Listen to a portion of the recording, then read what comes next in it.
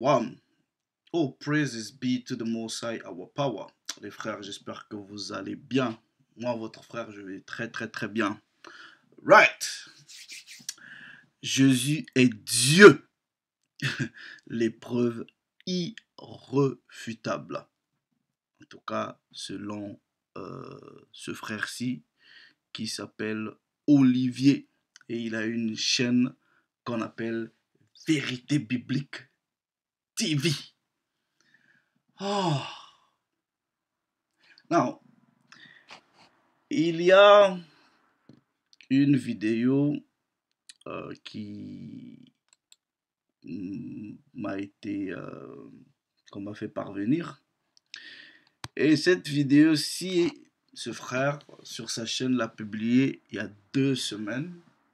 C'est une vidéo de 2 heures dans laquelle il a posé un challenge, un défi dans une première mesure face un défi aux musulmans, voilà, et que il a porté, en tout cas dans cette vidéo de 2 heures, les preuves irréfutables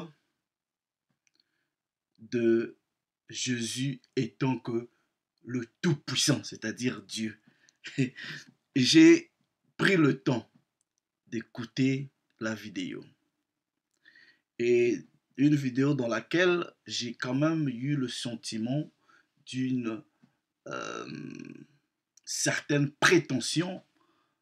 Le frère a essayé même, voilà, de présenter un peu, de façon un peu orgueilleuse, son intelligence, en disant qu'il est allé à l'école et que les musulmans qui viennent, qui disent que Jésus n'est pas Dieu, voilà, ne posaient pas des questions intelligentes et qu'il fallait posséder une certaine intelligence et posséder même le Saint-Esprit pour comprendre les Écritures et pouvoir les expliquer.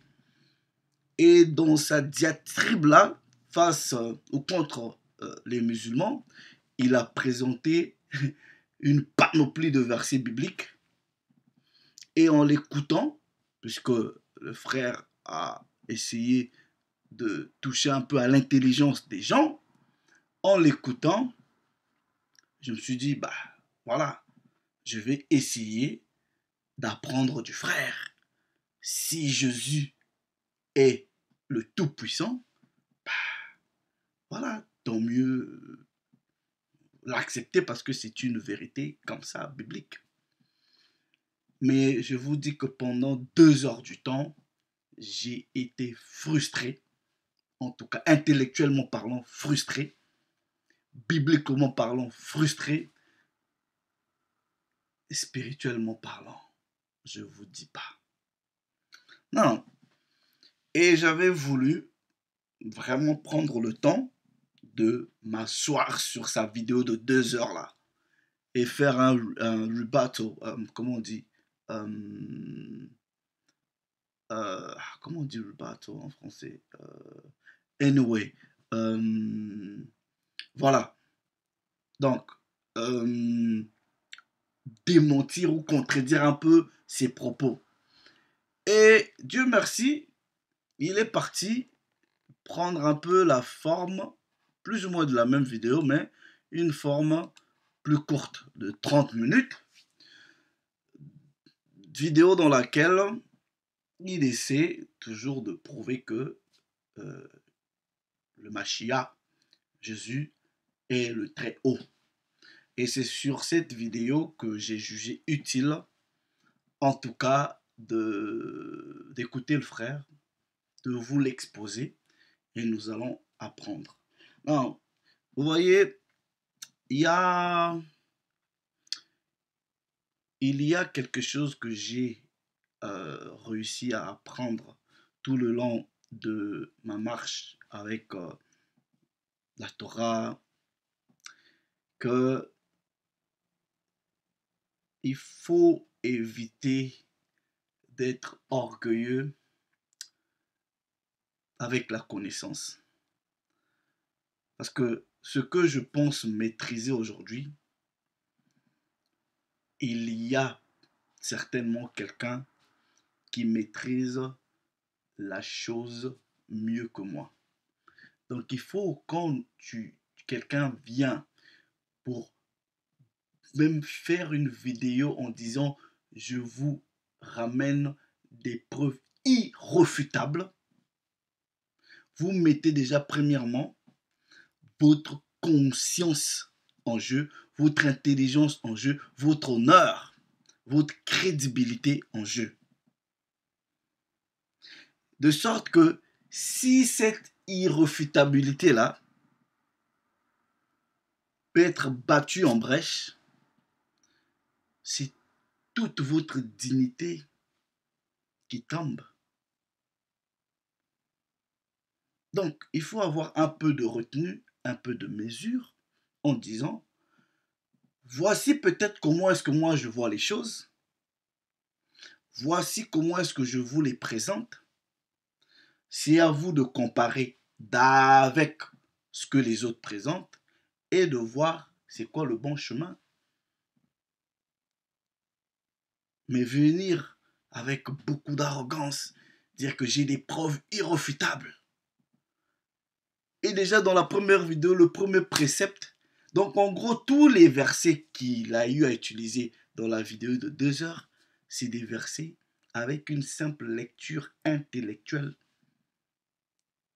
Mais si tous les préceptes là sont contre ce qu'il croit. Non, regardez, je prends d'abord un premier précepte, ok? C'est le principe que j'utilise. Quelqu'un a de la connaissance, je vais apprendre, j'observe. Le livre du Siracide au chapitre 6, à partir du verset 33, il est écrit. Hein? Je lis même à partir du verset 32. Mon fils, si tu veux, tu acquériras l'instruction. Et si tu appliques ton âme, tu deviendras habile, intelligent. Si tu aimes à écouter, tu apprendras. Si tu prêtes ton oreille, tu deviendras sage. Tiens-toi dans la compagnie des gens intelligents ou des vieillards. Quelqu'un est-il sage? Attache-toi à lui. Écoute volontiers tout discours sur le Tout-Puissant. C'est ce qu'on a fait. Donc, tout discours sur le Tout-Puissant, moi j'écoute volontairement, avec attention. Pourquoi? Parce que j'aime les maximes de la sagesse qui viennent du discours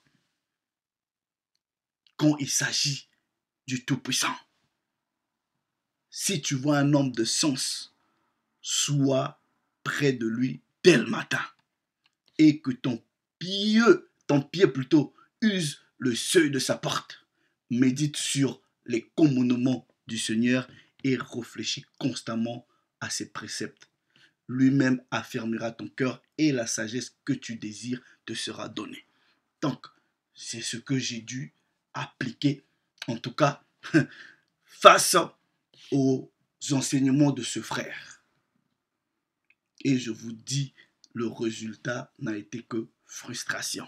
Non, on va écouter le frère, sa présentation, et nous allons voir si ce qu'il présente peut être considéré comme l'irréfutabilité des preuves en ce qui concerne le Christ comme étant le Tout-Puissant, c'est-à-dire Dieu Tout-Puissant, le Créateur. Non, je fais une parenthèse. Non, vous voyez, quand vous prenez la Torah par exemple, Dieu s'est toujours présenté et s'est toujours identifié comme Dieu, sans ambiguïté. Dans la Torah, c'est-à-dire prenons dans l'Ancien Testament pour utiliser des termes qui sont plus simples aux gens, Dieu n'a jamais eu d'ambiguïté à dire que je suis Dieu, je suis le Créateur, je suis ton Dieu, je suis le Dieu d'Israël. Il n'y a jamais eu d'ambiguïté sur ça. Mais bizarrement, ceux qui disent que Jésus est Dieu, le Créateur, il y a beaucoup d'ambiguïté. C'est-à-dire, ce Dieu-là, le Dieu créateur qui se fait chair, quand il vient, il dit jamais que oui, vous voyez, je suis Dieu, hein. Je suis vraiment le Tout-Puissant.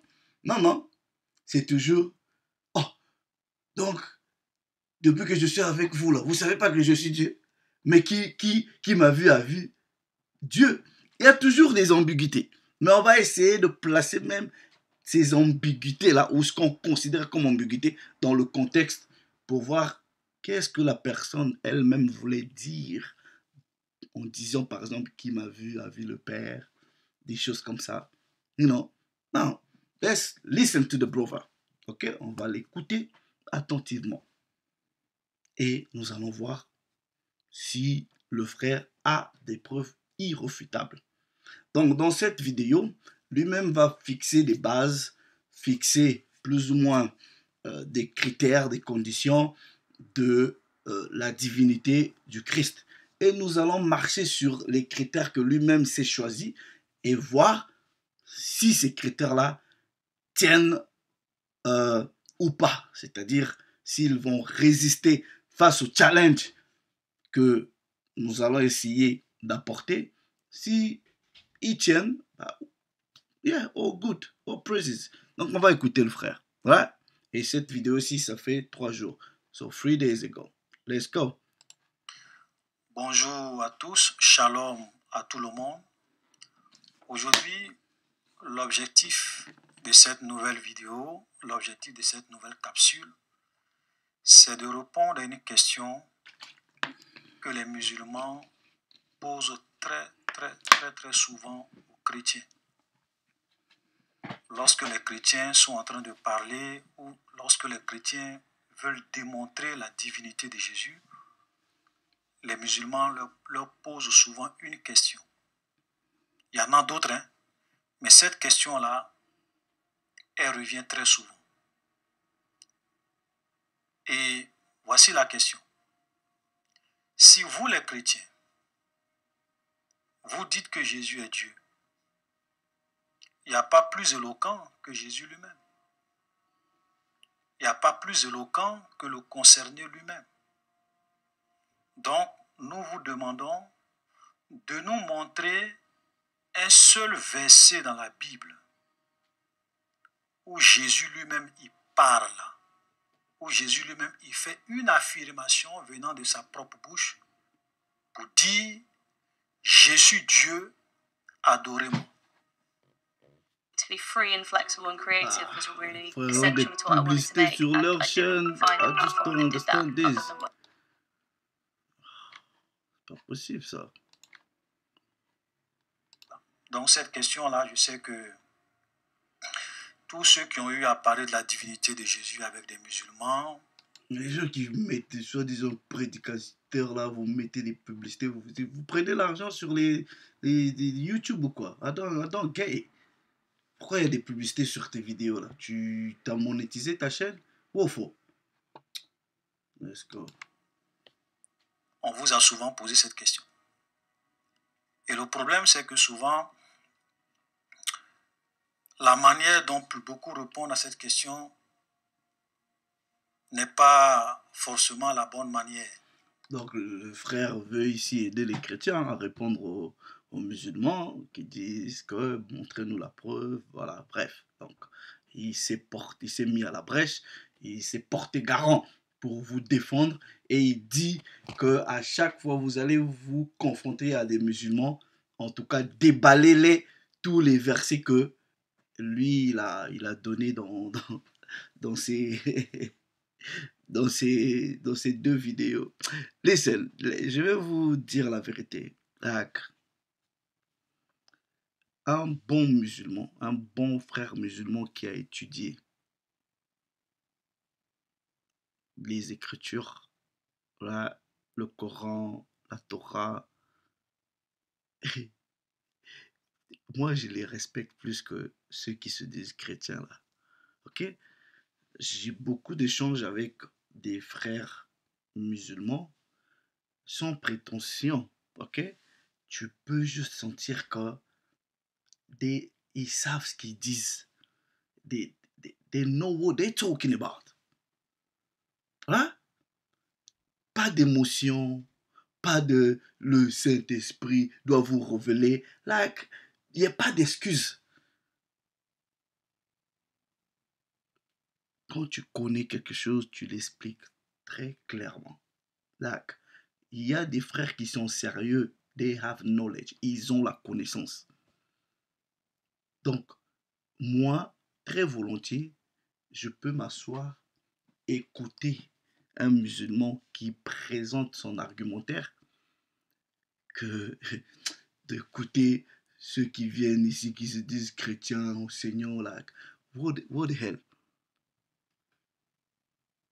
Je le dis, like, qu'est-ce que j'ai jamais appris quelque chose de chez un chrétien, surtout des gens sur YouTube ici, dans la francophonie, même ceux qui, like, non, si je veux apprendre, j'apprends chez mes frères israélites. Les chrétiens, c'est, I don't know, I don't rate you, I don't rate you. Bah, on va t'écouter, ok? Voilà, donc voilà la question que les gens nous posent. Et donc dans cette vidéo, nous allons, par la grâce de Dieu, essayer de répondre à cette question de façon claire, de façon intelligente, de façon cohérente, de façon logique, de façon, je dirais, objective. De telle sorte que... Il y a un truc, il y a un truc, j'ai remarqué, hein, beaucoup chez mes frères qui sont chrétiens. Ils ont le matériel, hein, ils ont le matériel, ils ont des beaux micros, ils ont des caméras. Et vous voyez, le setting, c'est neat. Tout est propre. On met un peu de fond sonore dans le background. Là. Nous, les Israélites, nous, on n'a pas le temps pour ça. Like, we just count, bang, boom. On décortique les écritures. We gone. We don't have time for this. Les fonds sonores, la musique, il y en a, ils ont des génériques. Like, what the hell is that? Ils ont des logos, des génériques, des chansons. I don't have time for that.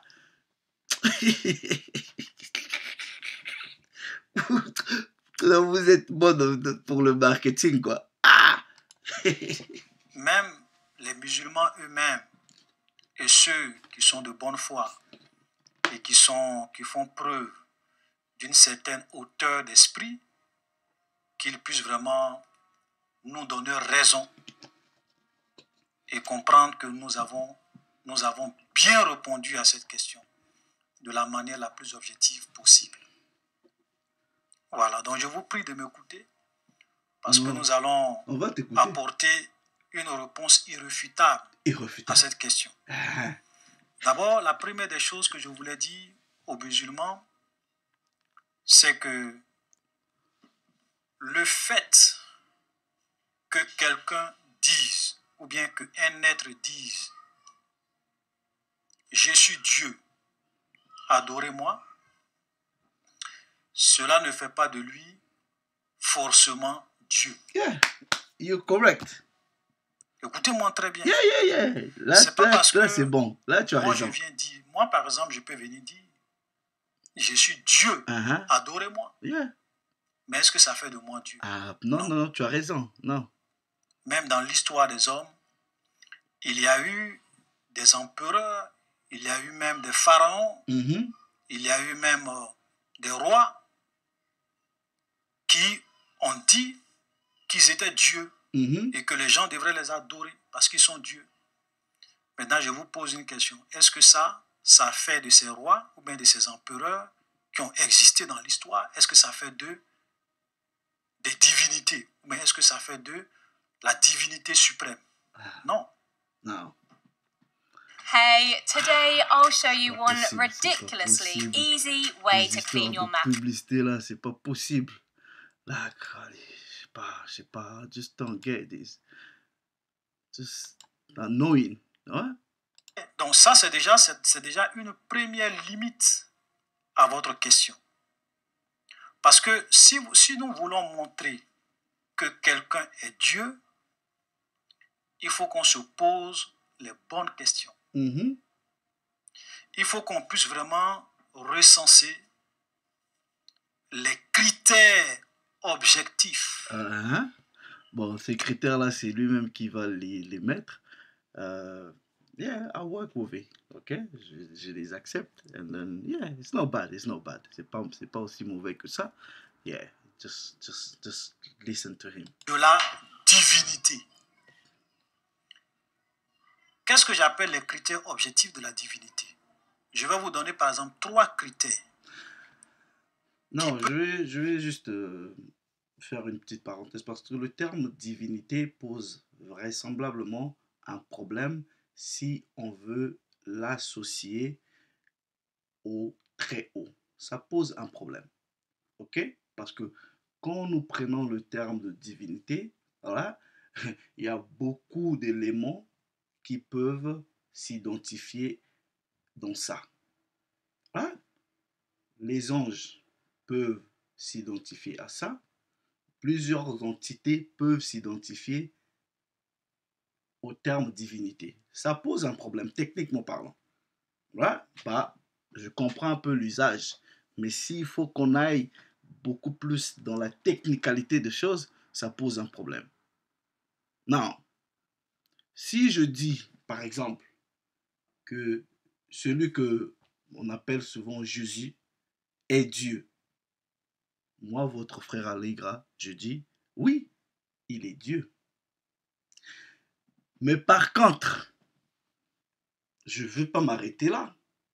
Je peux vous dire que, mais Moïse aussi est Dieu. Ouais, je ne m'arrête pas là.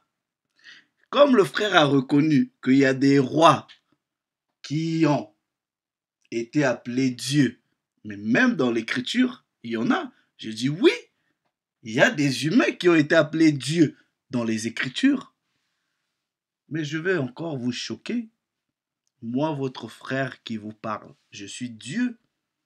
Il ne faut pas couper cette partie pour dire, ah, le frère a dit, il est Dieu. Oui, je suis Dieu. Mais pourquoi je suis Dieu? Parce que la Torah nous enseigne que les Israélites sont Dieu. Non. Mais non. À dire que Jésus est Dieu, Moïse est Dieu, plusieurs personnes sont Dieu, même Satan est Dieu. Hein? Dans les Écritures. C'est le même terme. Les juges en Israël sont appelés Dieu. Mais est-ce qu'ils sont Dieu au même titre que le Tout-Puissant? C'est ça le problème. Donc, quand vous utilisez le terme divinité, ça pose problème techniquement parlant. En tout cas, pour ceux qui ont étudié la Torah ou les Écritures, le terme divinité pose un problème. Hein? Parce que dans divinité, on peut mettre tout. Anyway, on va laisser le frère évoluer. Mais il y a trop de publicité, trop de publicité. Qui prouve qu'un être est Dieu. Nous avons le critère de l'adoration. Ça veut dire que si nous arrivons à prouver qu'un être est adoré par les anges dans le ciel, par tous les anges dans le ciel, c'est que cet être-là est Dieu. Right. Il prend un critère, c'est l'adoration dans le ciel. Ça, c'est son critère qui prouve que Jésus, en tout cas dans le cheminement, qui va prouver que Jésus est le Tout-Puissant. Hein? Je ne parle même pas sur la terre, parce que si on dit sur la terre, il y a des gens qui vont dire, oui, mais il y a eu des gens sur la terre qui ont été adorés comme Dieu, mais pourtant ils n'étaient pas Dieu. Je suis d'accord avec eux parce qu'il y a des peuples idolâtres. Il y a des gens qui commettent l'idolâtrie. Ils adorent des êtres ou bien des personnes qui ne sont pas Dieu. Mais nous tous, nous sommes d'accord pour dire qu'au ciel, si nous allons au ciel, si tous les anges adorent un être au ciel, je n'ai pas dit sur la terre, c'est que cet être-là est Dieu. Parce que même dans le Coran, et les musulmans vous le confirmeront, que le seul être qui est adoré dans le ciel, c'est Dieu. le seul être qui est adoré par tous les anges au ciel, c'est Dieu. Donc le critère de l'adoration au ciel, c'est un critère de la divinité, un critère objectif de la divinité. Le deuxième critère que nous pouvons prendre, c'est le critère de la création. C'est-à-dire, le seul être qui a créé toutes choses, que ce soit dans le ciel, que ce soit sur la terre, le seul être qui a créé les planètes, la terre, le ciel, les anges, les choses visibles comme invisibles, c'est Dieu. Il n'y a rien d'autre. Amen. Donc, si nous arrivons à démontrer que un être a créé toutes choses, c'est que cet être-là ne peut être que Dieu. Voilà un deuxième critère objectif pour déterminer la divinité. Troisième critère objectif pour déterminer la divinité, c'est par exemple, ça serait par exemple le jugement dernier. Et ça, c'est dans le Coran. Le Coran, si vous demandez aux musulmans qui va ressusciter les gens au dernier jour et les juger, ils vont vous dire Allah. Voilà. Et nous les chrétiens, nous aussi, nous croyons et nous affirmons que seul Dieu, l'unique et le véritable, est le seul qui va ressusciter les morts au dernier jour et qui va les juger. Voilà. Donc, le jugement dernier, la résurrection et le jugement dernier des morts est un critère objectif de la divinité. Donc ça, voilà des critères que des doués d'intelligence doivent poser aux chrétiens. Sinon, venir dire aux chrétiens, montrez-nous un seul verset où Jésus dit, je suis Dieu, adorez-moi. Ce n'est pas une question vraiment intelligente. Ce n'est pas une question pour les doués d'intelligence. Ce n'est pas une question pour ceux qui ont le Al-Furqan. Et je le dis en toute humilité pour vous aider. Parce que vous dites souvent que vous êtes doué d'intelligence. Vous dites que vous avez le Al-Furqan. Mais cette question-là, ce n'est pas pour des gens qui ont le Al-Furqan, qui sont doués d'intelligence. Sincèrement. Parce que je vous ai dit tout à l'heure qu'il y a eu des empereurs, il y a eu des rois qui sont venus, des hommes comme vous et moi qui sont venus parce qu'ils avaient le pouvoir. Ils ont dit qu'ils étaient dieux, qu'on devrait les adorer. Et les gens les ont même adorés. Mais cela ne fait pas d'eux le Dieu créateur. Vous êtes d'accord avec nous sur ça? Donc, premièrement, la question que vous posez... Non, vous allez déjà comprendre que si vous regardez la première vidéo, il a évité d'utiliser le terme Dieu créateur. Ouais. Il a même évité d'utiliser le terme Père. Et il l'a précisé en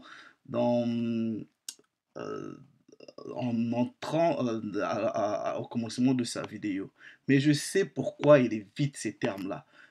Parce que tout simplement, ça ne va pas aller dans le sens de sa doctrine ou dans ce qu'il croit. On va l'écouter. Ouais. N'est pas une question objective. Maintenant, nous allons vous montrer la bonne question que vous devrez poser.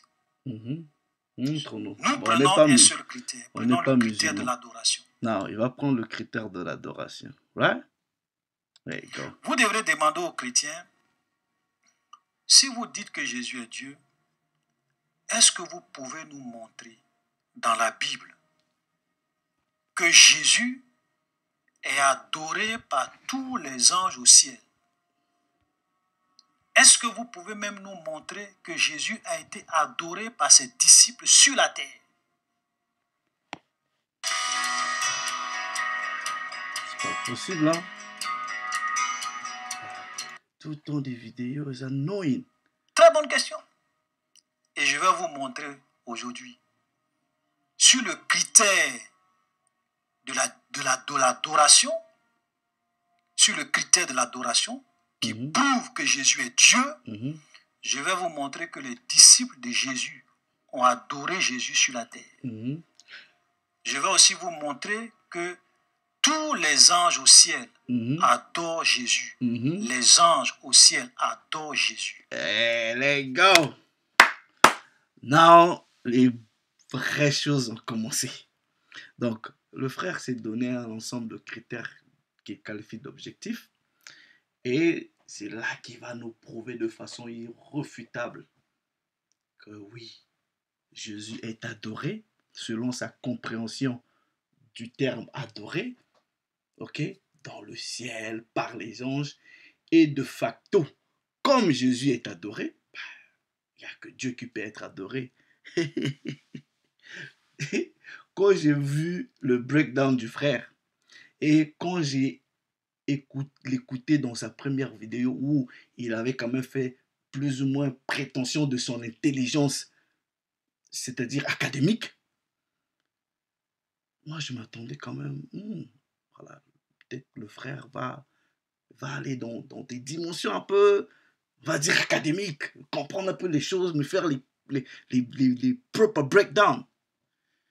Mais je me rends compte que même le frère, je suis désolé, a même des problèmes avec les coordinations, les coordinations, les conjonctions de coordination, il a même les adverbes, il a même... Je me suis dit, mais attends, le frère il dit qu'il était premier à l'école, tout ça là, il est en train de lire. Je dis, mais frère, tu as oublié tous tes principes de grammaire, même des simples conjonctions de coordination, même les adverbes. Ça t'embrouille. Même les épithètes, ça t'embrouille. Je dis non, c'est pas possible. Mais bref, let's just go to ce qui est important. Let's go. Mais j'étais vraiment déçu. Une fois qu'on aura répondu à ça, il n'y a plus de débat. Ça veut dire que si vous êtes sincère, vous n'allez plus jamais venir nous poser cette question.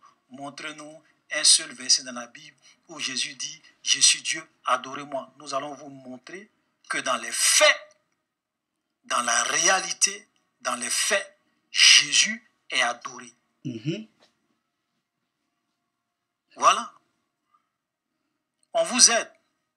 Quand vous dites que vous avez le Al-Furqan, on vous aide à poser les bonnes questions. Donc la bonne question, pour des gens qui sont doués d'intelligence, ce n'est pas une affirmation. Maintenant, ce que j'ai à vous dire, ok? Je dis, en prenant le terme adorer, voilà? Plusieurs personnes ont été adorées dans les Écritures. Plusieurs personnes. David a été adoré. Non, c'est là que vous allez comprendre que quand nous vous disons que la Bible est bantou, la Bible est israélite, c'est-à-dire quand vous ne maîtrisez même pas les hébraïsmes dans le langage biblique, voilà, quand vous ne maîtrisez même pas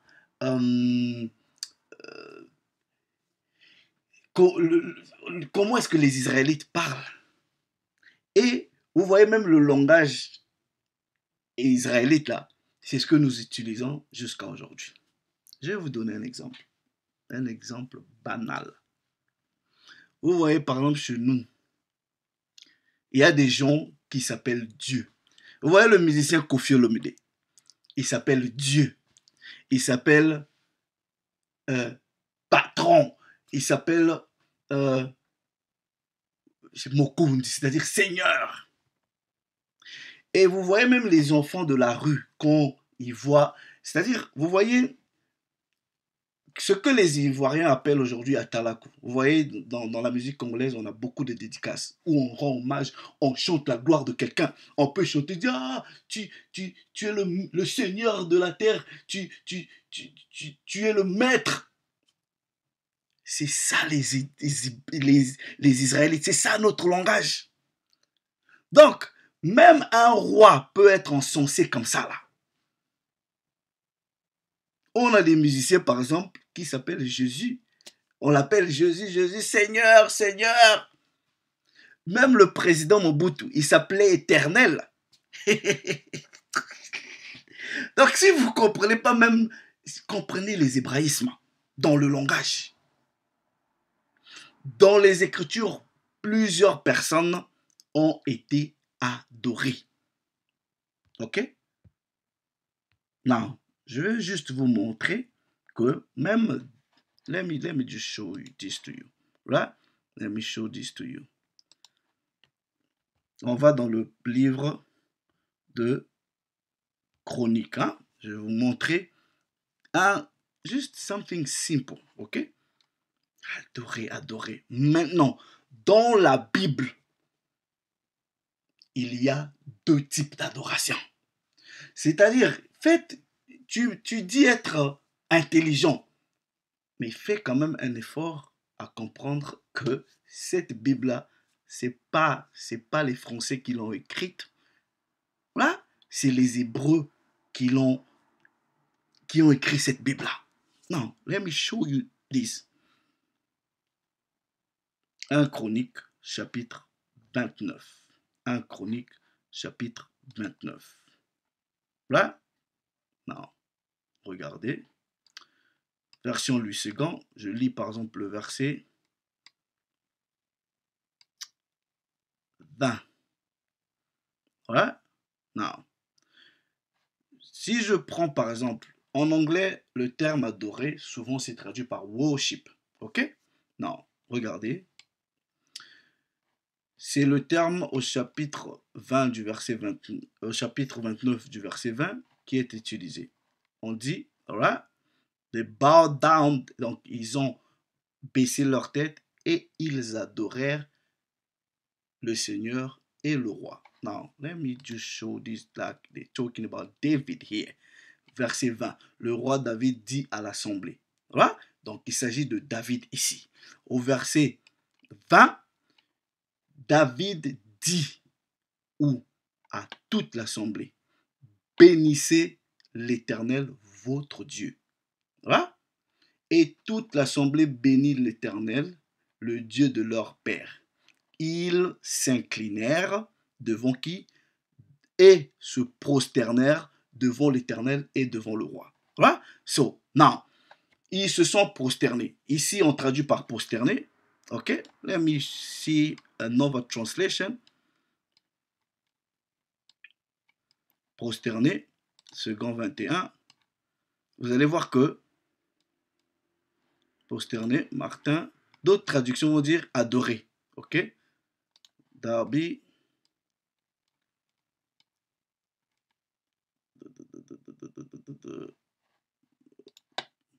Osterval. Now, let me use. On va essayer de voir ici. First Chronicle. Attendez. First Chronicle 29. On va voir ce que d'autres. 20. Ouais. Non. Non. Regardez par exemple dans la Bible français courant, on dit pour rendre hommage. Donc, le terme qui est traduit souvent par adorer, c'est rendre hommage. C'est seulement faire ce qu'on appelle le djalelo. Honorer la personne. Ah, tu es le roi. Ah, il n'y a que toi. Comme chez les Ivoiriens, ils disent, ah, il n'y a pas l'homme. Il n'y a rien. Devant ces maïs. C'est ça. Vous voyez, ça, c'est le truc des Bantous. On aime rendre hommage aux gens. Dire que non, toi, tu es la fin. Donc, il n'y a pas l'homme. C'est ça, la rendre hommage, qui est traduit dans vos Bibles par adorer. On va vous prouver. Voilà? Non. Ils disent quoi ici? Ils s'agenouillèrent et s'inclinèrent jusqu'à terre pour faire quoi? Pour rendre hommage au Seigneur et au roi. Dans d'autres versions, prosternèrent et adorèrent. Voilà? Non. I'll show you. C'est rendre hommage. Ok? Qui est traduit dans d'autres Bibles par adorer. Voilà? Se prosterner. Et c'est ce terme-là, par exemple, français courant, prosterner, rendre hommage. Now, when we go to English, vous allez voir que c'est le terme worship. Ok? Worship. Que beaucoup de biblistes français traduisent par adorer. Voilà. Par exemple, traduction maître, le maître de Sassi, ils disent quoi? Ils se prosternèrent et adorèrent Dieu et rendirent ensuite leur hommage au roi. Maintenant, ce traducteur ici essaie de séparer maintenant, ok? Que l'adoration est au Tout-Puissant, mais l'hommage au roi. Mais vous allez voir que d'autres traducteurs ont mis tout ça là ensemble. Right? Now, you go to the King James, it's there. Right? Se prosterner devant le Seigneur et devant le roi. Mais ce traducteur a essayé de séparer. Right? Now, let's just listen to you.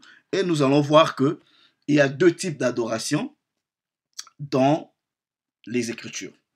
L'adoration en termes de rendre hommage, en prenant une position de s'incliner, et l'adoration de façon cultuelle, c'est-à-dire où tu es peut-être dans une prière, tu es en train de prier, tout ça. Non, il y a deux types d'adoration.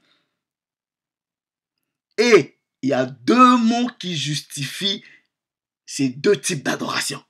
Donc, le frère va aller prendre un précepte où on parle d'adoration du Christ. Il pense que cette adoration-là est une adoration cultuelle. Non, c'est une adoration de rendre hommage. Ok?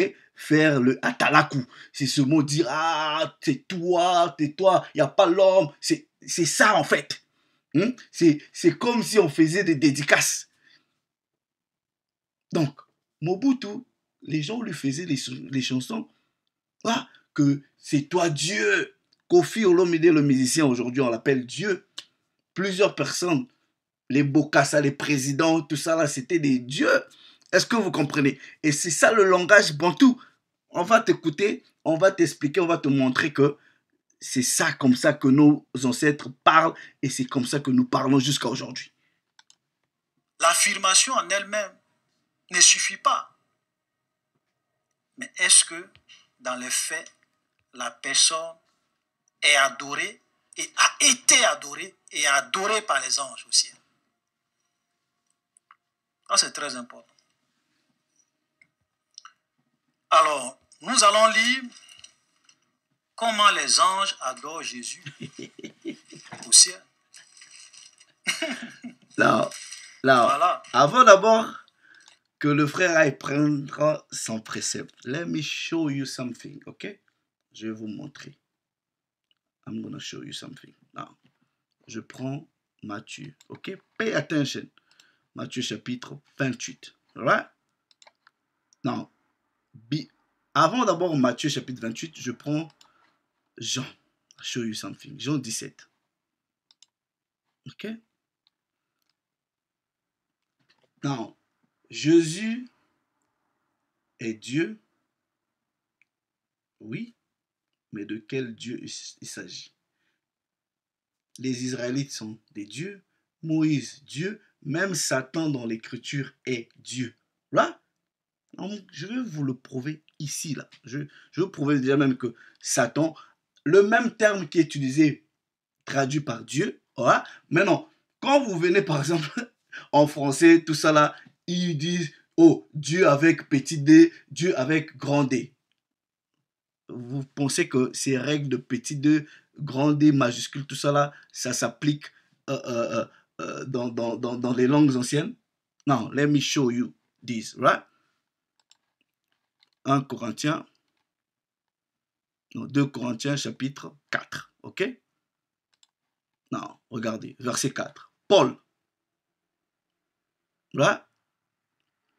Pour les incrédules dans le Dieu de ce siècle. Le terme Theos, here, Dieu, c'est le même terme qui est utilisé partout. Right? Mais qui est le Dieu de ce siècle? Bien que ici ils ont mis petit d pour vous faire la différence, mais le terme est utilisé pour Satan. Ou en tout cas, celui que vous appelez Satan. Right? Let me show you something. I'll show you something. Right? Jean chapitre 17. Jean chapitre 17. Non. je lis le verset 5. Ok, parlons du Christ. Là, il dit, et maintenant, glorifie-moi. Là, qui va glorifier? Le Père va glorifier le Fils. Là, auprès de toi.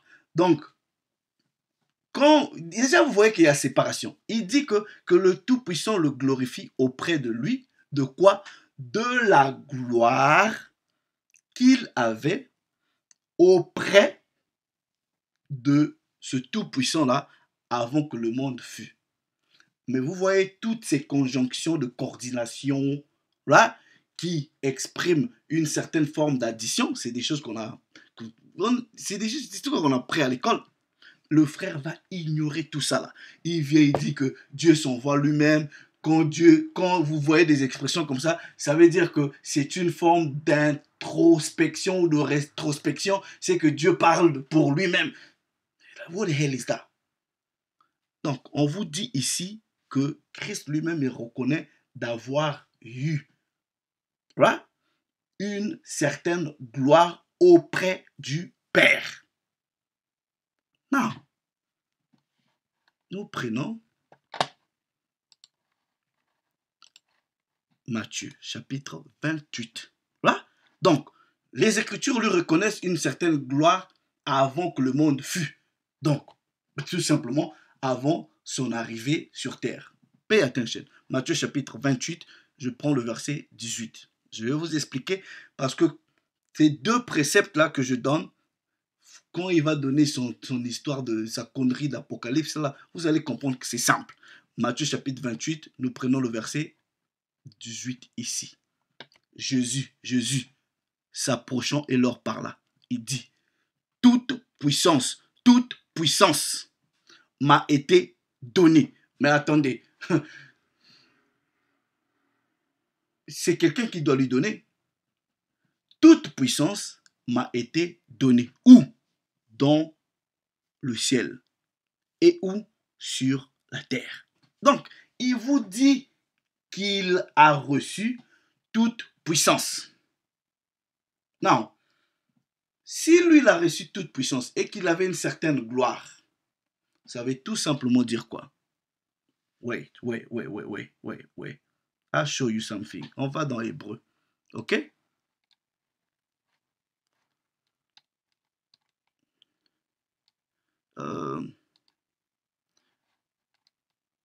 Wait. C'est dans Hébreu.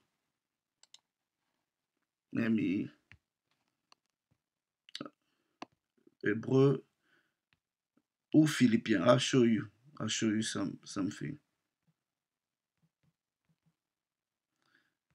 Il y a un précepte là. Hold on.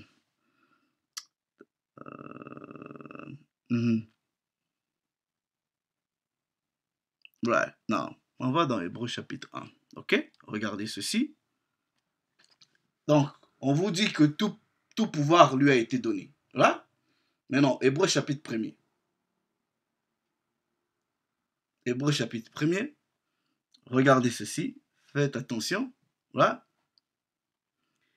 Et d'ailleurs, quand il introduit de nouveau sur la terre le premier-né, il dit que les anges de Dieu l'adorent. Right? Que les anges de Dieu l'adorent. Pourquoi les anges de Dieu devraient l'adorer? En prenant le verset 4. Ayant été fait d'autant plus excellent que les anges. Non. Il reçoit une autorité plus que les anges. That's what the scripture is telling you. Donc, dans la hiérarchie du monde divin, l'inférieur obéit au supérieur. Et quand l'inférieur obéit au supérieur, il doit se prosterner. Il doit adorer le supérieur. C'est-à-dire, si dans la hiérarchie des anges, vous avez peut-être un Gabriel, si, je ne confirme pas, si Gabriel est un supérieur hiérarchique à Michel, Michel se prosterne. Quand je dis de prosterner, je ne dis pas de façon cultuelle, c'est-à-dire rend les hommages, respecte, et c'est ce que les Écritures vont démontrer. Et je vais vous montrer cela. C'est simple. Right? It's simple. Now, let's listen to him. And I'm going to show que what he's talking about, he doesn't know what he's talking about. Je vous ai dit tout à l'heure que nous allons répondre à cette question de la manière la plus cohérente et la plus objective possible. On n'est pas dans les fausses questions, mais la réponse doit être cohérente et objective. On prend le critère de l'adoration. Adoration, let's go. Nous tous, nous savons que seul Dieu est adoré. Il n'y a pas un être en dehors de Dieu au ciel qui est adoré. Vous allez au ciel. Seul Dieu est adoré que de façon cultuelle. I'm going to show that to you. Parce que tu n'as pas fait l'effort d'aller dans la racine des mots pour comprendre qu'il y a deux types d'adoration. Right? Quand on encense les personnes, on leur rend hommage, on fait le atalaku. Cette façon de faire là, chez les Hébreux, c'est aussi une forme d'adoration. Mais il y a un type d'adoration, c'est-à-dire de façon cultuelle, dans la prière. Ça, c'est réservé au Tout-Puissant. Le premier type d'adoration, même les hommes, les rois ont eu ce type d'adoration-là. Les hommes l'ont eu. Let me show that to you.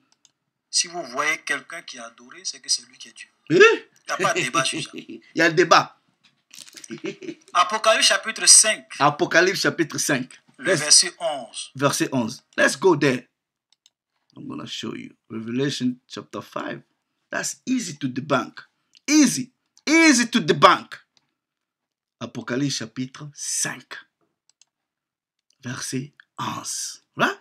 On écoute l'exégèse du frère et on va vous expliquer. Right? Et là, nous sommes, ça c'est une vision que Jean va avoir. Il va réellement avoir une vision, il va aller au ciel. Et dans cette vision, il voit le trône de Dieu. Mais regardez. If you sell courses or coaching, I've got some good news for you, but also some very bad news. C'est pas possible ça, c'est pas possible. What the hell is this?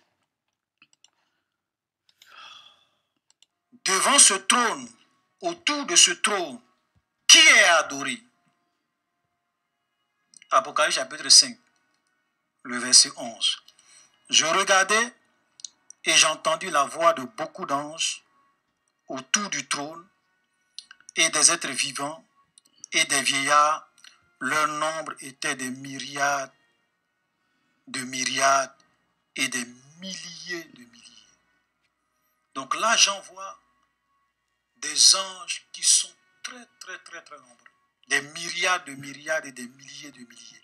Un milliard de milliards, ça fait au moins, c'est 100 millions d'anges. 2 milliards de milliards, ça fait 200 millions d'anges. Là, il dit des milliards de milliards. Ça veut dire qu'on ne peut pas compter, ils sont vraiment très nombreux, et des milliers de milliers.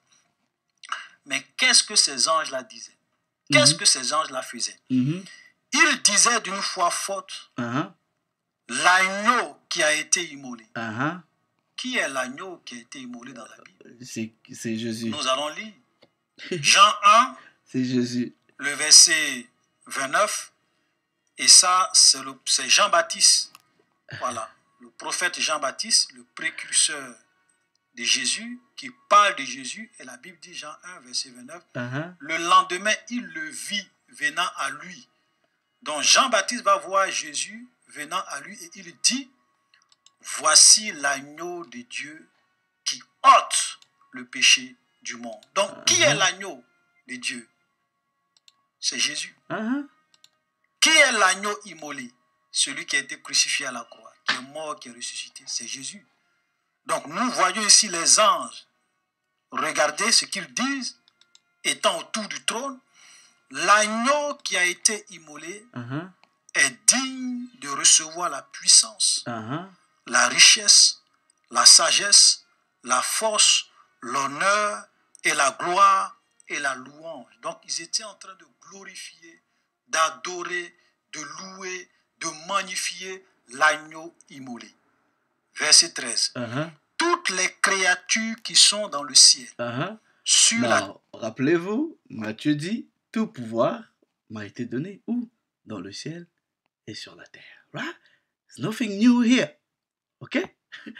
Terre, sous la terre, sur la mer, tout ce qui s'y trouve, je les entendis qui disaient à celui qui est assis sur le trône. Et c'est pas les Écritures qui disent que ce Jésus-là a reçu un nom le plus élevé. C'est quoi le nom le plus élevé? C'est une forme de grade plus élevé dans l'ordre hiérarchique. Et ce nom-là, c'est être la parole du Tout-Puissant. Voilà. I'm gonna show this to you. I don't need... J'ai même pas besoin d'aller deep. Ça, c'est basic stuff. Basics. Voilà.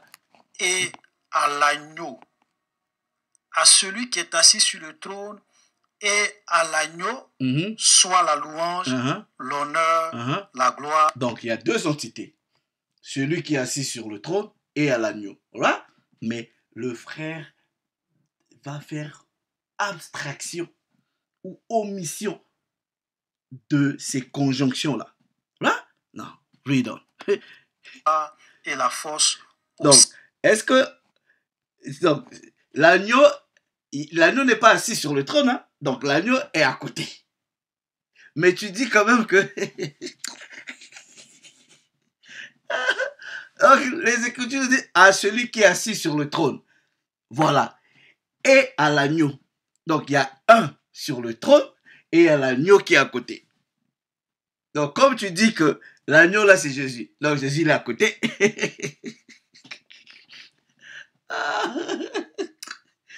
Toi, tu as dit, tu as le, je sais pas quoi, le calfrouca, ou je sais pas, le calfrouca là, mais le calfrouca là, moi, je sais pas quoi, ça marche pas avec toi. Là, qui dit, toi, les Armondes, vous êtes pareils. Bah, let me just listen to you. Siècles des siècles, et les 4 êtres vivants disaient Amen, et les vieillards se prosternaient et adoraient. Ils se prosternaient et ils adoraient qui? L'agneau. Celui qui est assis sur le trône et à l'agneau. Deux entités. Il louait, il glorifiait qui? Celui qui est assis sur le trône. L'agneau qui a été immolé. Et celui qui est assis sur le trône. Jésus-Christ, l'agneau de Dieu, qui ôte le péché du monde. Non. L'écriture est claire qu'il y a l'adoration qui est donnée à celui qui est assis sur le trône et à l'agneau. Là. Mais tout bizarrement, pour lui, c'est que même celui qui est assis sur le trône et l'agneau, c'est toujours la même chose. Now, let's go. On va t'expliquer ce terme-là de celui qui est assis, prosterné et je sais pas quoi là. Right? Now, let's go to the book of... Tu es parti dans Revelation, right? Ah, c'est pas possible. It's simple, right? Now, Revelation chapter 5. Regardez ici. Puis je regardais, j'entendis la voix de plusieurs anges autour du trône et des animaux et des anciens. Et leur nombre était de plusieurs... let me just read second. Plusieurs myriades et des milliers. Voilà. Ils disent d'une voix forte, l'agneau qui a été immolé est digne de recevoir, blablabla. Ok? Et toutes les créatures qui sont où? Dans le ciel. Donc, on a lu dans Matthieu, tout pouvoir lui a été donné où? Dans le ciel aussi. Et que ce même Jésus a reçu le nom le plus élevé. Right? Non. Regardez. Et toutes les créatures qui sont dans le ciel, sur la terre et sous la terre, sur la mer, et tout ce qui s'y trouve, je les entendus qui disaient à celui qui est assis sur le trône, une personne, une entité, et à l'agneau, deuxième personne, soit la louange, l'honneur, la gloire, la force au siècle des siècles. Et les 4 vieillards et les 4 êtres vivants disaient Amen. Et les vieillards se prosternèrent et adorèrent. Voilà. Maintenant, le frère, pour lui, techniquement parlant, il a pensé que ces 2 termes-là étaient une forme de culte en termes d'adoration. Non, je vais te dire que ça, c'est pas adorer de façon cultuelle, c'est juste faire les honneurs. Là, c'est faire le djalelo, c'est faire le atalaku. Je vais te le prouver. Là, now let's just go. Now, il y a 2 mots qui sont utilisés en koiné grec, ok? Quand vous lisez dans vos Bibles françaises, là, le terme adorer, c'est le terme rendre hommage. Là, maintenant, il y a une forme d'adoration qui est cultuelle. Et le terme qui donne la forme d'adoration cultuelle, c'est-à-dire dans l'esprit de la prière, c'est pas ce terme qui est utilisé dans le précepte de Révélation chapitre 5 verset 14. I show that to you. Right? Non. On va prendre d'autres traductions pour que vous compreniez que ici là c'est que rendre hommage. Right? Non. Revelation chapter 14. Donc, se prosterner, c'est s'agenouiller. Ok? Bible français courant. Les anciens s'agenouillèrent. C'est le terme, je pense, pépito. Ou pipto en grec. Ok? Et le terme adorer ici, là, c'est preskuneo. On va voir ça. Voilà? Français courant dit s'agenouiller et adorer. Ok? Tradition du monde nouveau, tomber à genoux et ont adoré. Right? Now, let's just go. Se tomber, se prosterner, c'est jeter par terre. Right? Let's go, let's see. Right? That's what you need to understand. Now, watch this. Tradition John Nelson Darby. Et les 4 animaux disaient Amen. Les anciens tombèrent sur leur face et rendirent hommage. Ce n'est pas l'adoration de façon cultuelle. On va maintenant aller dans le terme. Right? Let me show this to you que ce n'est pas l'adoration de façon cultuelle. Donc, ce terme-là, se prosterner, ici, là, pipto, ok, c'est se mettre à genoux. Right? Non, le terme qui est utilisé dans adorer ici, là, c'est ce terme-là, proskuneo. Alright? Non, regardons proskuneo, qu'est-ce que ça veut dire? Regardez, ok? On va prendre, bon, ça peut être ici utilisé pour baiser la main de quelqu'un en signe de révérence. Là, parmi les orientaux, surtout les Perses, tomber sur les genoux et toucher le sol avec le front en expression profonde de révérence. Dans le Nouveau Testament, par agenouillement ou prosternation, rendre hommage, marquer son obéissance, aussi bien comme marque de respect que pour faire une supplication. Utiliser de l'hommage montré aux hommes et aux êtres de rang supérieur, aux souverains, right? Sacrificateurs juifs, à Dieu, à Christ, right? Et aux êtres célestes, même aux démons. Non, maintenant je vais vous montrer un autre terme qui est traduit par adorer, mais de façon cultuelle. Et ça, c'est réservé exclusivement au Tout-Puissant. Et ce n'est pas le terme qui est utilisé là, dans le verset 14 du livre de la Révélation. Let me show this to you, ok? Non. Ça, c'est le terme pipto, s'agenouiller ou se prosterner. Voilà? Non. Let me show this to you. C'est ce terme-là qui est utilisé pour dire, c'est-à-dire de la révérence de façon cultuelle. Voilà, regardez. Et ce terme-là est utilisé, par exemple, dans Révélation, Apocalypse chapitre 7, verset 15. C'est pour cela qu'ils sont devant le trône de Dieu et l'adorèrent ou le servir. C'est ce terme-là, latréo. C'est dire, servir, administrer, ou des dieux ou des hommes, et utilisé pour des esclaves ou des hommes libres. Dans le Nouveau Testament, c'est rendre culte, faire le service et adorer. Voilà. C'est ce terme-là qui, quand c'est traduit par adoration, c'est ça de façon cultuelle. Or, le terme presque néo, ok, c'est juste pour rendre hommage. Et ce terme-là de rendre hommage, c'est à tout le monde. Tout le monde peut... Il y a des rois qui ont été adorés. C'est je m'en faire le atalaku. Ah, c'est toi l'homme. Ah, c'est l'agneau. Ah, non, tu es fort, tu as conquis, tu as vaincu. Non, il n'y a pas l'homme. C'est ça. Mais l'adoration de façon culturelle, ce n'est pas proskeneo. Donc, ton argument là, je peux prendre le même terme. Ça peut être appliqué à beaucoup de gens. Right? That's what the scripture is telling you. This is the term, ok, pour parler d'adoration de façon cultuelle.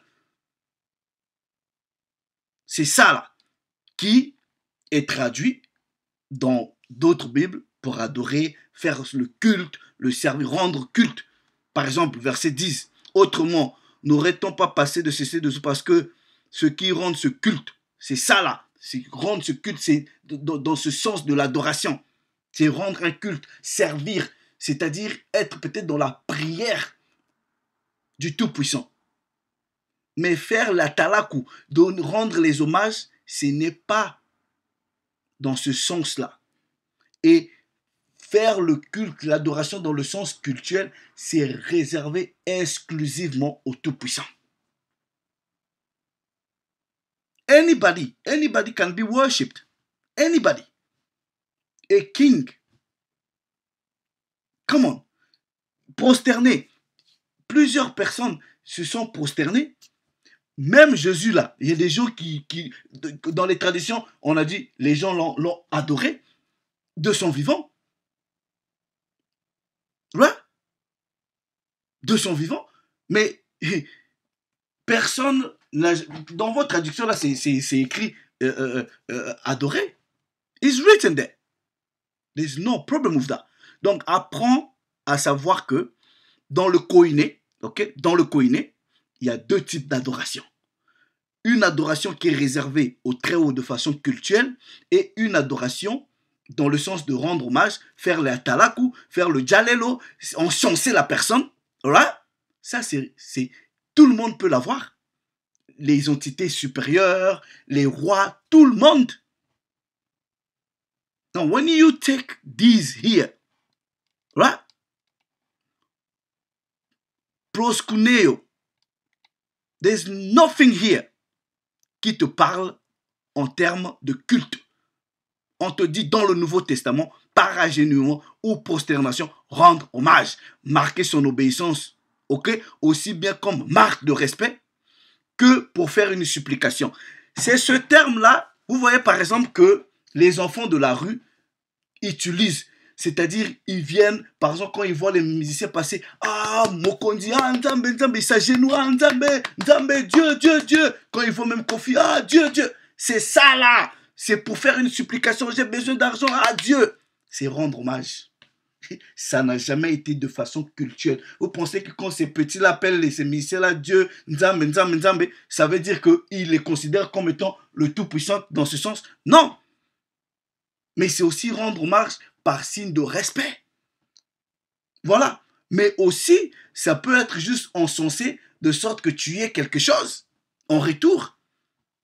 C'est ce que nous pratiquons jusqu'à aujourd'hui. Vous voyez ça chez les Bantous.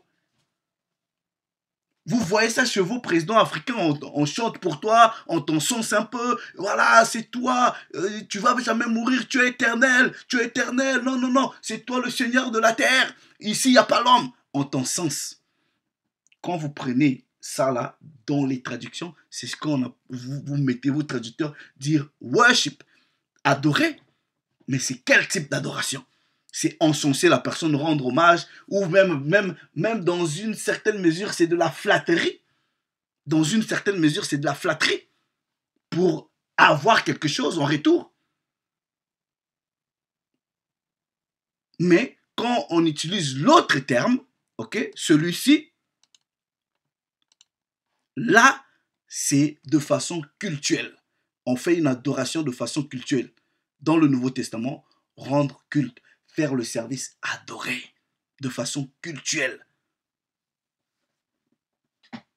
Faire les services sacrés, offrir des dons, adorer Dieu dans l'observation des rites institués par son culte. Vous êtes là. C'est différent d'encenser une personne et c'est différent de l'adorer de façon cultuelle. Apprenez les langues et quand on vous oriente, vous pensez qu'on est là pour vous emmerder.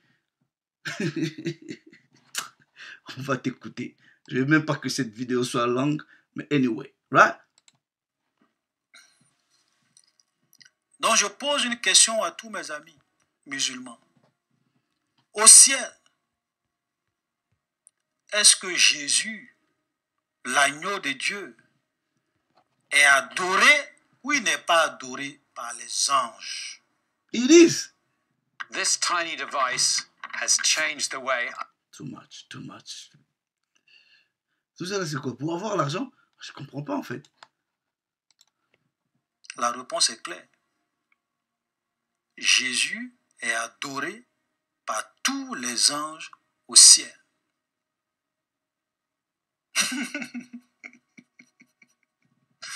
Donc, c'est quoi la question?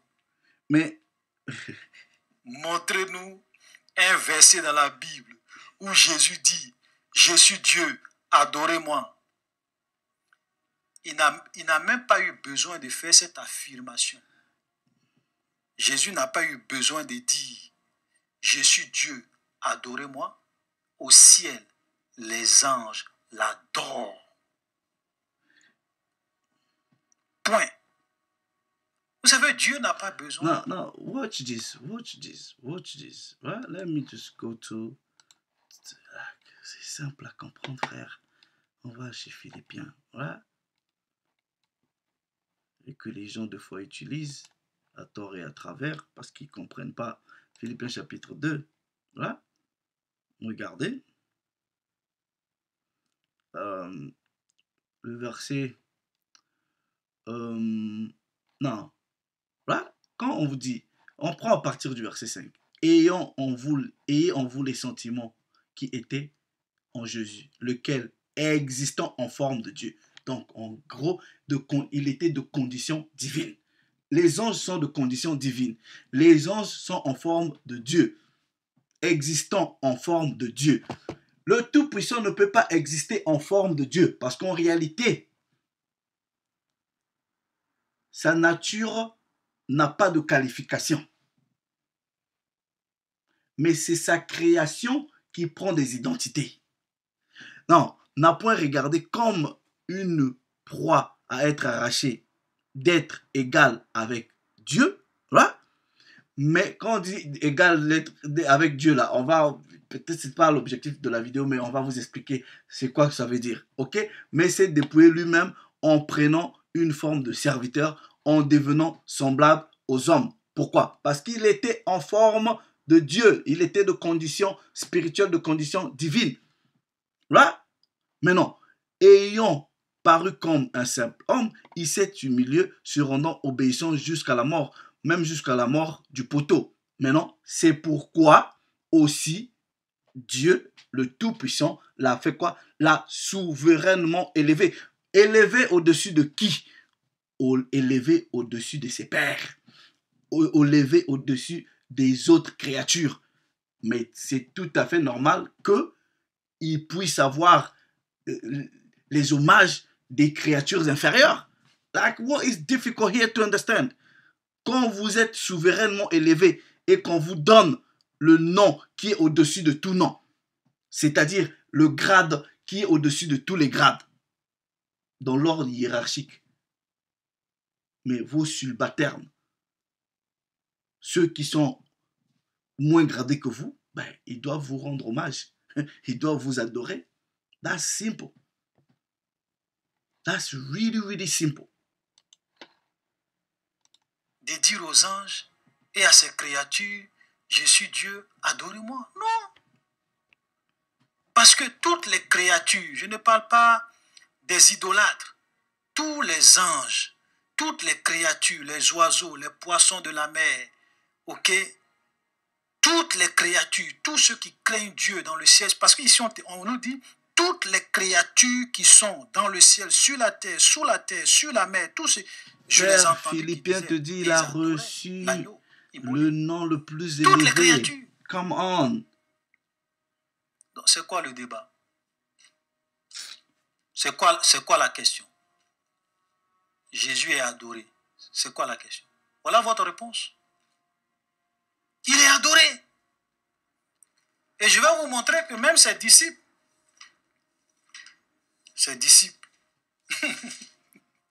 l'ont adoré. Exactly. Voilà. L'ont rendu L'ont hommage. adoré. Parce que souvent vous avez des musulmans, oui, aucun disciple de Jésus n'a jamais reconnu que Jésus est Dieu. On va vous montrer. Luc 24. On va commencer à lire à partir du verset 50. Et ça, c'est Jésus-Christ après sa mort et sa résurrection. Lorsqu'il était enlevé pour aller au ciel, regardez, il les conduisit. Donc Jésus va conduire ses disciples jusque vers Béthanie. Et ayant levé les mains, il les bénit. Donc il va bénir ses disciples.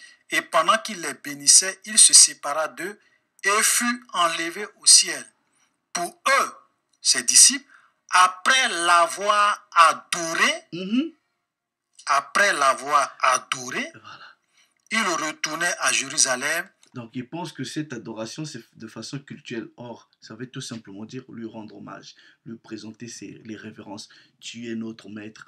En tout cas, tu fais du bon travail. L'Esprit du Tout-Puissant avec toi. Continue comme ça. C'est ça, encenser la personne. C'est ça. Et vos traducteurs disent adorer. Et dans ta tête, tu penses que cette adoration, c'est lui rendre un service cultuel. Nothing to do with that.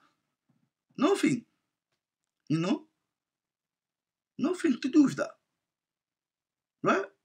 So, let me just listen to Avec you une before grande we joie. finish.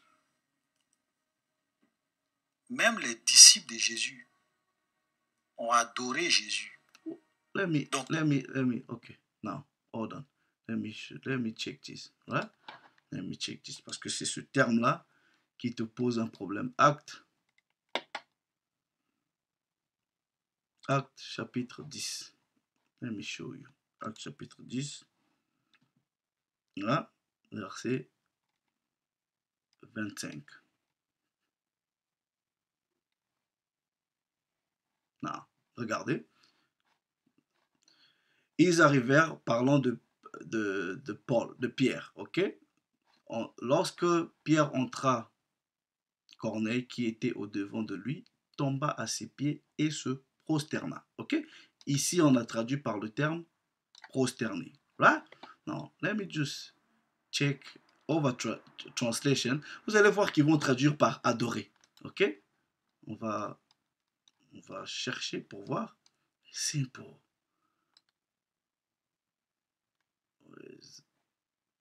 Come on. Acte chapter 10. Bear with me.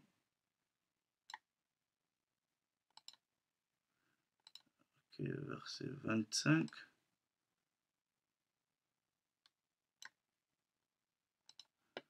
Right. Now. Regardez, Bible en français courant, on dit se prosterna à ses pieds pour le saluer. Ils traduisent par saluer. Se prosterner. Voilà. Se prosterner. Prosterner. Traduction économique, lui rendre hommage. Voilà. Rendre hommage, le saluer, rendre hommage. Ok. Français courant, pour lui saluer avec grand respect. Se prosterner. Voilà. Se prosterner. Non. Pay attention. Version synodale. Qu'est-ce qu'ils disent? Quand Pierre entra, Corneille alla au-devant de lui et se jeta à ses pieds. Il l'adora. Regarde, il l'adora. What are you talking about? What are you talking about? Traduction ultramar, ok? Quand Pierre entra, Corneille alla au-devant de lui. Il se jeta à ses pieds pour l'adorer. Traduction Boussaré Janvier, pour l'adorer. Maintenant, traduction Albert Rillier, pour l'adorer. Est-ce que Pierre était devenu Dieu? Mais non, c'est rendre hommage. Come on. Et ce terme-là, adorer, peut être applicable à des entités physiques, des rois, des gens en position d'autorité et même à des entités spirituelles. Ce n'est pas de façon culturelle. Mais non, Pierre qui est adoré ici, là, il est Dieu. Comment? Ça veut dire, on rend hommage. Merci d'être venu. En tout cas, que Dieu te bénisse. Ah, moi, je m'attendais à toi. Merci, merci, merci. Merci de m'avoir fait cet honneur. Merci. C'est tout ce que ça veut dire. J'ai même pas envie de continuer là-dessus parce que c'est just bullshit. Ils ont reconnu que Jésus était Dieu. Hold on. What is this? Donc, je vous repose encore la question. A MacBook is a... Il y a quoi d'autre? C'est tellement long là, comme just tired. Right? Now, he's gonna take this let me just deal with this, ok?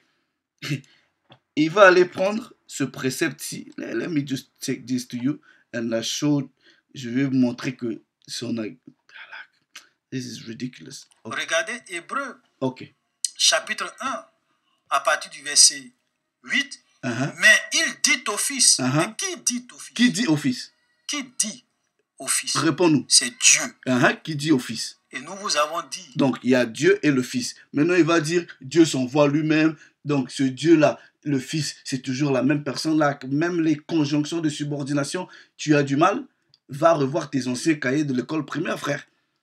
Je sais pas, tu appelles le cal fulcral ou je sais pas quoi là, que tu dis que les musulmans n'ont pas, mais toi-même, tu n'en as pas. Que Dieu peut parler de Dieu. Regarde. Dieu jure par lui-même. Dieu peut envoyer Dieu dans la Bible. On l'a démontré. Non. That was bullshit. La divinité de Jésus. That was bullshit. La vidéo numéro 285 sur la chaîne Vérité Biblique TV. Lorsqu'on est en train de faire l'étude approfondie sur la divinité de Jésus, on vous a montré des versets où Dieu peut s'envoyer lui-même. Étude approfondie. Où Dieu peut parler de lui-même. Où Dieu peut jurer. Où Dieu jure par lui-même. Où Dieu peut parler de lui-même. Donc ici, c'est le Père qui parle du Fils. Le Père parle du Donc, Fils. Dieu C'est qui le Fils? Parle du Fils. C'est qui le Fils? Donc Dieu parle de lui-même en s'adressant au Fils, parce que l'un des problèmes que vous avez, vous les musulmans, c'est que vous devez comprendre que chez nous les chrétiens, Dieu peut parler de Dieu. Oh, c'est donc, pas question de vous les chrétiens. Mais c'est le même et unique Dieu. Donc le Père qui parle du Fils, sachez que c'est Dieu qui parle de lui-même. Et donc dans Hébreux chapitre 1, qu'est-ce qu'on dit? On dit, mais il dit au Fils, ton trône, ô Dieu, est éternel. Le sceptre de ton règne est un sceptre d'équité. Donc Dieu appelle le Fils Dieu, et Dieu avec grand D. Alors que dans la Bible, il y a un seul Dieu. This is highly ridiculous. C'est hautement ridicule. Tu vas dans Hébreu, tu lis un précepte. Right? Let's just go to Hebrew chapter 1. Oh my goodness. C'est pas possible. C'est pas possible. Ce n'est pas possible. Hebrew chapter 1. Right? Non. Regarde ceci. Ok? Non. On te dit ici, par exemple, que ce fils-là est devenu d'autant plus supérieur aux anges et qu'il a hérité d'un nom plus excellent. C'est ce que je te dis. Donc, quand tu deviens supérieur, ça veut tout simplement dire que ceux qui sont sous ton autorité ou au-dessus de toi doivent t'obéir, doivent te rendre hommage. Mais non. Regardez. Lequel, là, on prend à partir... donc, quand ce fils-là hérite d'un nom plus supérieur, c'est tout à fait normal que le Tout-Puissant maintenant demande aux autres entités, vous devrez lui rendre hommage. C'est ce que ça veut dire, voilà, de l'adorer. Mais quand tu prends cette adoration-là, tu penses que c'est de façon cultuelle, bah, what the hell is that? Donc, les anges vont commencer maintenant à prier Jésus, quoi. Ok, un ange va prier Jésus pour avoir quoi? Ok, si pour toi le terme d'adoration c'est rendre un culte, l'ange va prier Jésus pour avoir quoi? Bon, donne-moi par exemple, nous prions parce que nous avons des besoins, des supplications, on a besoin de quelque chose, de protection, on a besoin de la main de Dieu sur nous. Bon, l'ange, c'est quoi les besoins d'un ange pour faire une prière dans ce sens-là, de l'adoration? Mais c'est tout ce qui respire, loue l'Éternel, rendre hommage, c'est dont l'ange a besoin. Non, je ne sais pas s'ils ont besoin de prière comme nous on a des besoins, mais regardez, voilà, mais non. Mais il dit au Fils, voilà, ton trône, ô Dieu, est éternel. Le sceptre de ton trône est un sceptre d'équité. Tu as aimé la justice et tu as haï l'iniquité. C'est pourquoi, ô Dieu, il y a un premier Dieu ici, ok? Ton Dieu t'a oint d'une huile au-dessus de tes égaux. C'est qui les égaux là?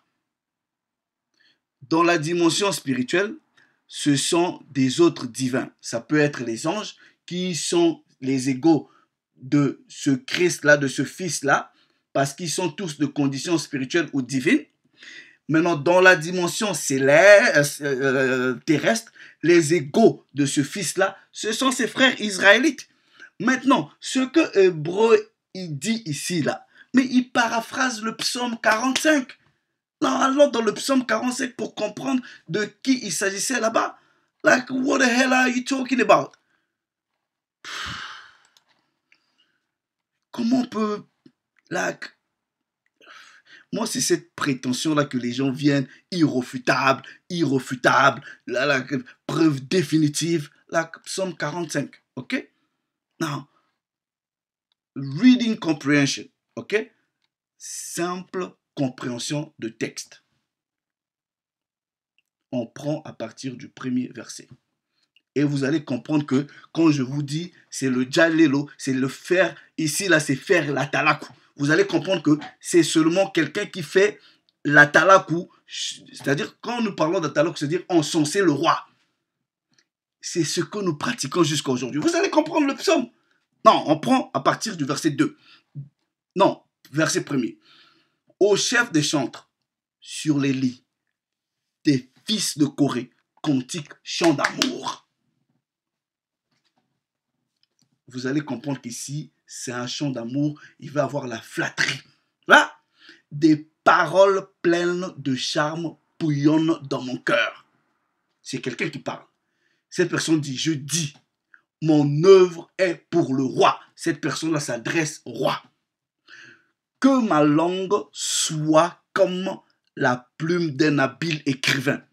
Je vous dis là, ça c'est les dédicaces, c'est les talakou, on encense le roi. Tu es le plus beau des fils de l'âme. Come on. C'est ce que les griots font. C'est ce que les griots... Mais... si c'est pas bantou là, c'est quoi en fait? La grâce est répandue sur tes lèvres. C'est pourquoi qui? Le roi là. Ok? Toi le premier roi qui est là.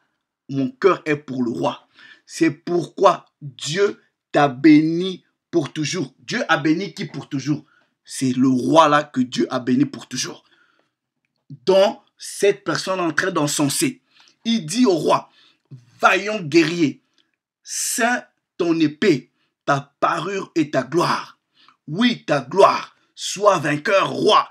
Roi, monte sur ton char. défend la vérité, la douceur et la justice. Et que ta droite se signale par de merveilleux exploits. Tes flèches sont aiguës. C'est quelqu'un qui s'adresse au roi. Des peuples tomberont sous toi. Elles perceront le cœur de tes ennemis. Ton trône, ô Dieu. Donc, ce roi-là est considéré comme Dieu. Il est encensé comme Dieu. Mais maintenant, la personne fait une différence. Ton trône, ô Dieu, le premier Dieu là, c'est le roi. Et à toujours, le sceptre de ton trône est un sceptre d'équité. Il dit maintenant, roi, tu aimes la justice et tu hais la méchanceté. C'est pourquoi, ô roi, ô Dieu, qui est appelé Dieu, maintenant le Tout-Puissant, c'est-à-dire ton Dieu, t'a oint d'une huile de joie par privilège sur tes collègues. Mais attends, donc, qui sont les collègues si tu penses que ce Dieu-là est le même que celui-là? Donc, Dieu a des collègues.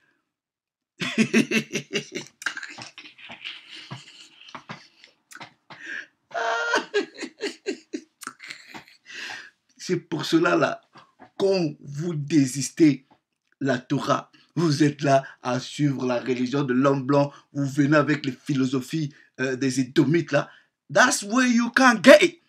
Vous avez le Saint-Esprit, oh, le Saint-Esprit, il faut aller dans la profondeur. Wow, profondeur. Ça, c'est juste qu'on est en train d'encenser un roi. Non, ça peut être prophétique. Mais ici, sache que le premier Dieu ici, là, c'est par rapport au roi. Le deuxième Dieu ici, là, c'est le Tout-Puissant. Et que ce premier Dieu a été, ok, oint d'une huile par privilège au-dessus de ses fellows, de ses collègues. What are you talking about? Let me go in King James, right? He says it there, okay? Okay, that throne, oh God, is forever and ever. The scepter of that kingdom is a right scepter. Now, regarde ici. Where is it? Where? C'est où ils disent fellows.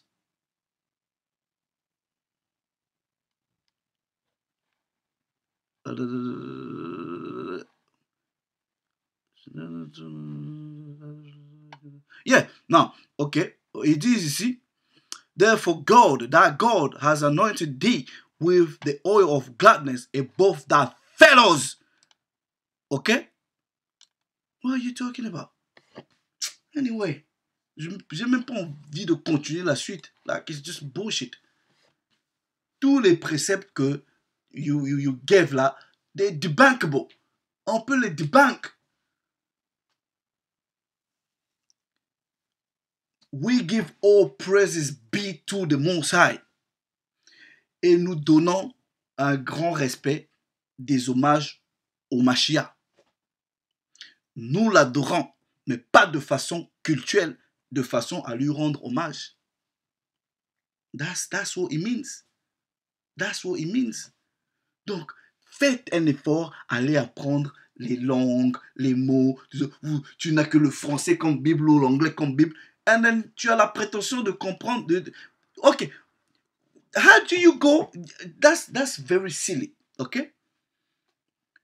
Comment est-ce que moi je peux aller vraiment à l'encontre du Coran? Voilà. Que je ne lis que dans la langue française. Like, et avoir la prétention que, ouais, je maîtrise ça, je peux aller debunk les gens, je peux aller... Like, come on.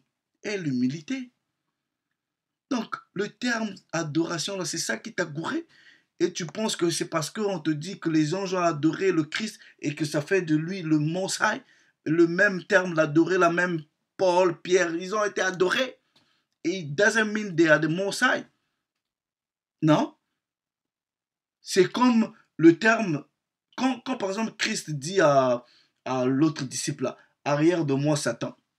Donc ça veut dire que ce disciple-là est devenu Satan comme tel? Non. Quand, par exemple, vous prenez le verset qui m'a vu a vu le Père. Come on, that's very simple to understand. That's very simple. Quand vous dites, par exemple, communément des expressions, ton pied, ça veut dire quoi? Ton pied, mon pied, whatever you say. What does that mean? Quand le Mashiach dit qui m'a vu a vu le Père. Like, let me give an example. Celui qui voit l'ambassadeur d'un pays quelque part, il voit qui? Il voit le président de la République, il voit l'état de ce pays. Et quand un ambassadeur signe un document, il signe un document étant que l'autorité de ce pays-là. Mais est-ce qu'il est le président de la République? Non. Donc qui a vu l'ambassadeur a vu le président. That's what it means. But anyway, right? I didn't want to spend much time on you, but listen, you done a very poor job. Il fallait avoir l'humilité de dire, bon, peut-être les frères, je vais vous présenter ça. Mais tu es parti avec la prétention que tu as le calfoutre, je sais pas, le calfoutre, que je sais pas quoi là. Tu es doué d'intelligence, les preuves irréfutables. Là, des trucs simples comme ça là. Comment est-ce que tu peux aller prendre un précepte dans l'hébreu? Tu n'as pas même pas le background de ce qui est dit dans la Torah. Oh, praises be to the Most High. Les frères, comprenez que des choses comme ça me frustre dans l'esprit. Bah, it's all good. Ok? Nous disons, nous revenons avec des choses comme ça pour que les gens apprennent. Pour que les gens apprennent. Le Tout-Puissant dans la Torah, il vous dit tout clairement qu'il est Dieu. Pas d'ambiguïté. Mais pour que vous arriviez à justifier Jésus étant que Dieu, vous passez de gauche à droite, vous passez de gauche à... Why do you need to do that? Why do you need to compliquer les choses? Why? Like, it's simple. All praises be to the Most High, power, shalom.